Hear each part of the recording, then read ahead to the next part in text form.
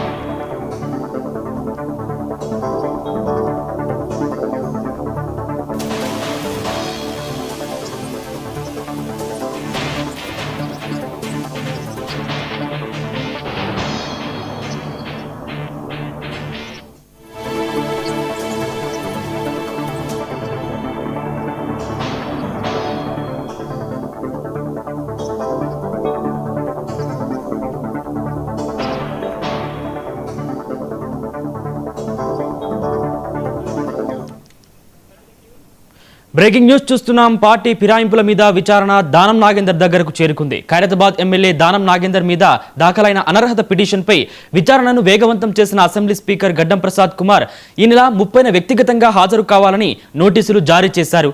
గతంలో జారీ చేసిన నోటీసులకు దానం నాగేందర్ నుంచి సరైన వివరణ రాకపోవడం, అఫిడవిట్ దాఖలు చేయడంలో జాప్యం జరగడంతో స్పీకర్ ఈసారి నేరుగా విచారణకు రావాలని ఆదేశించారు.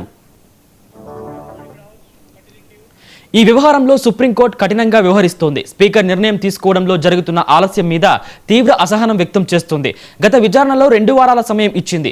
బీఆర్ఎస్ పార్టీ నుంచి గెలిచిన దానం నాగేందర్ కాంగ్రెస్ పార్టీలో చేరడమే కాకుండా సికింద్రాబాద్ ఎంపీ అభ్యర్థిగా పోటీ చేయడం మీద సాంకేతిక ఆధారాలు బలంగా ఉన్నాయని బీఆర్ఎస్ వాదిస్తోంది. మొత్తం 10 మంది ఫిరాయింపు ఎమ్మెల్యేలలో 7గురిపై ఇప్పటికే పిటిషన్లు తిరస్కరించారు. కడియం, సంజయ్లపై తీర్పు వెల్లడించాల్సి ఉంది.